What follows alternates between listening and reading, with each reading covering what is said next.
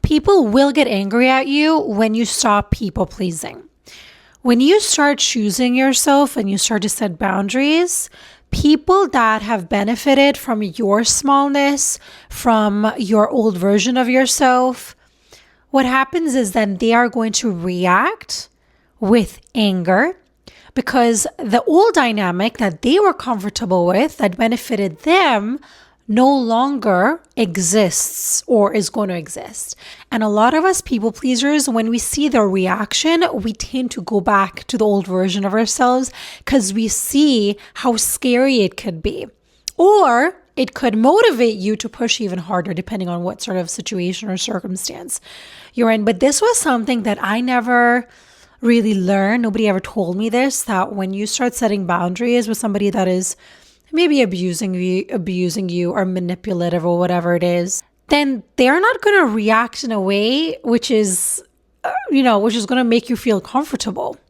They're going to really push your boundaries even more. They are going to maybe be even more abusive. They are really going to challenge you.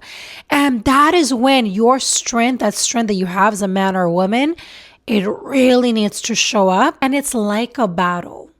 You're battling this person, you're battling yourself, your inner demons, your weaknesses, your old patterns. It's just like you're just getting hit left, right, and center. And it's a painful spot to be in. But all I want you to know is that a lot of us men and women go through this, we experience this. And again, I know that I talk about things that might be a little bit esoteric, and I truly believe, it's in a lot of the old, Kabbalah talks about this as well, where they call it your soul correction. Different religions have different ways of putting it, but they call it soul correction. That is what resonated with me. If you don't choose that person to be in a relationship with, or even have that dynamic as a parent, you might have a mother or father who falls into that category, or maybe you have a child who's like that. It can come in so many different ways, a neighbor, a friend, who knows, an ex-partner. You specifically attract and choose these souls because your soul knows that in order for me to evolve as a soul, I need to choose this person because I know they're going to hurt me. You don't really know that as a human. No human is going to choose somebody to get hurt. But your soul does get attracted to that person because that is what is going to be good for you in the long term. Whenever I meet a difficult person, I'm always like, what is this person trying to teach me? And it always kind of brings me back to being more humble, going high when you really want to go low. You want to go down a low path. They teach you patience, they teach you compassion, they teach you standing up for yourself, holding up your own boundaries. They're always teaching you something, even though we don't want to focus on that. We want to focus on the pain they're causing us. And what happens is then we end up attracting more people and more situations in our life instead of just learning the lesson that they are meant to teach you. Take it, okay, this is what, I needed to do in this relationship. Maybe I was attracting people in my life that were emotionally unavailable and they were taking advantage of my goodness, whatever that correction needed to be. And so when you see your life in that way, it changes your perspective. You no longer are the victim of these relationships and these people that are trying to harm you. Instead, this is just my perspective and my opinion, which is every challenging situation in our lives is not always there to hurt us and to punish us. Sometimes it's just there to teach us a lesson and to help our soul grow. And I was thinking about this the other day. I don't know if you guys know Gabrielle Abbey. She's the, huge manifester. Like, she has books on it and she's just phenomenal. And so I remember watching one of her TED Talks where she mentioned how she struggled to have a baby.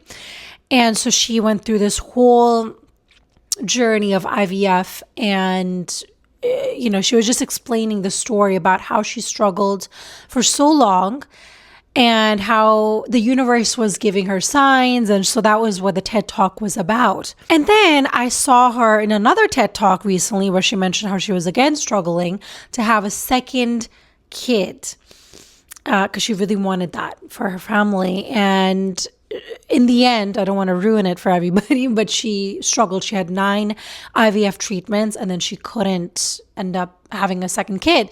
In the end, her silver lining was that, but I have one. Like I still have one kid. A lot of people can't even have one kid. What I'm trying to say is that this story that she's able to share, thank God, with all of us, I really believe that God, the universe, whatever you believe in, is orchestrating these events. So the fact that she had one kid and then she couldn't have a second kid, and she struggled and she was in pain, and that experience caused her to share that with the world and to share her pain and agony. And I feel like there's probably thousands and thousands of women out there that are struggling with the same challenge in their life, which is about, you want to have a kid and you aren't unable to as a woman. And so a lot of our most painful, darkest times, experiences in our lives is something that can actually help another person. That is something that can teach something to other people. And so I really also feel that, yes, we go through a lot of hard times and challenges in our lives for our soul to evolve, but also at the same time, that story that you experience, it's meant to teach other people that are struggling. Maybe they have even worse circumstances. And so your message or the light that you're able to share with the world is going to change probably way more than one soul's life. But how amazing is that your experience can actually help another person. So that's really my long-winded way of saying what the hell I was trying to say. Okay. If right now you're in a space where you are starting to choose yourself, you're starting to set boundaries with the people around you, and instead of respecting your boundaries and truly supporting you through this time, or instead of elevating you, they are gaslighting you and criticizing you even harder, making you second guess and doubt yourself. This is when I need you to hold on tight, because there's going to be a storm that is going to be erupting. It is going to get a little bit dark before the sun shines. And I'm not trying to be negative. I'm not trying to do that. I'm just trying to tell you what I've experienced and what I've seen other people experience. So if you're in a relationship, let's say, or it doesn't matter, even a friendship, the reason why I want to state this is because nobody ever told me that, and I was not prepared. I was literally so confused because I was like, I'm telling this person that I love that I need to look after myself a little bit. I need to, value my time, and I need to prioritize, and I need to look after myself. And instead of supporting me, they're making me feel like shit. Is this what love really is meant to feel like? And let me answer to you that real quick.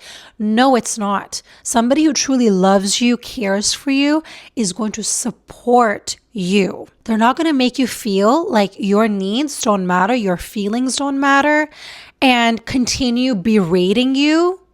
That's not what's going to happen here. When somebody truly loves you, they are going to be that soft cushion for you to land on. I need you to really think about the people in your life, and as you're stating your boundaries, as you're choosing yourself, whatever it is, maybe your friend or your partner is confused with this new version of you. They don't know what to do with it. And also I want to mention is that when you choose to take accountability for your growth and you say, I don't want to be like this anymore. I want to grow as a person. I want to grow spiritually, mentally. I want to do things that I stopped myself from doing back in the day.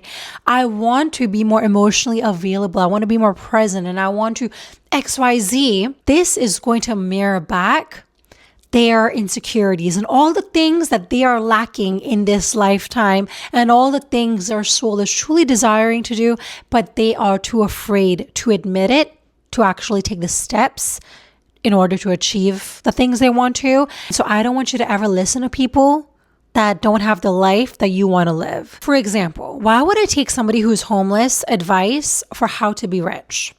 Why would I take advice from somebody who doesn't have kids on how to parent? It just doesn't make sense. And another thing I want you to recognize when you start choosing yourself is that this is your time right now to be the leader of your life. So if you're somebody right now who is a follower, you follow people and you just do what other people are doing, this new version of you will require you to lead yourself. And again, this doesn't mean you have to be the leader of, the workplace or whatever it is. You have to lead yourself and decipher with who you want to be friends with, who you don't want to be friends with, who you want to be in a relationship with, who you want to invite in your household. How much time are you going to give to people? All these things come into play when you start choosing yourself, because you realize that if your cup is empty and there's nothing in there, then trying to help somebody is really jeopardizing yourself and putting yourself in harm's way. Growth exposes people who are comfortable with your smallness. So if you're finding people who are challenging that, then you need to take a closer look at that, because that should not be acceptable. That's it for me today. I just want you to remember this one thing. Your voice matters. Your feelings matter. You matter. You're worthy of this beautiful life. You deserve it all. And so never, ever settle for less. I love you.